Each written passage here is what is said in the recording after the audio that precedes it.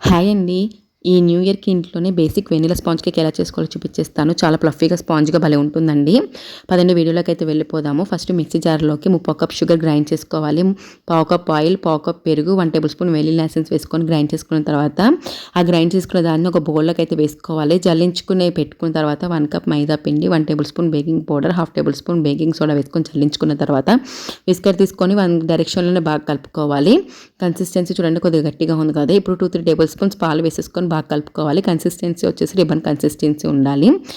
Cake bowl తీసేసుకొని cake బౌల్‌కి నూనె రాసేసిన తర్వాత బటర్ పేపర్ కూడా పెట్టేసి కేక్ బ్యాటర్ వేసేసుకొని 2 టైమ్స్ ట్యాప్ చేయాలి. తర్వాత ప్రీహీట్ చేసుకున్న ఓవెన్‌లో 180 డిగ్రీస్‌లో 40 మినిట్స్ ఉంచితే సరిపోతుందండి. అలాగే ప్రీహీట్ చేసుకున్న కడాయిలో స్టవ్ పైన ఒక 40-50 మినిట్స్ ఉంచితే సరిపోతుంది. కేక్ అయితే రెడీ అయిపోతుంది. చాలా స్పాంజీగా, ఫ్లఫీగా చాలా బాగా వస్తుందండి.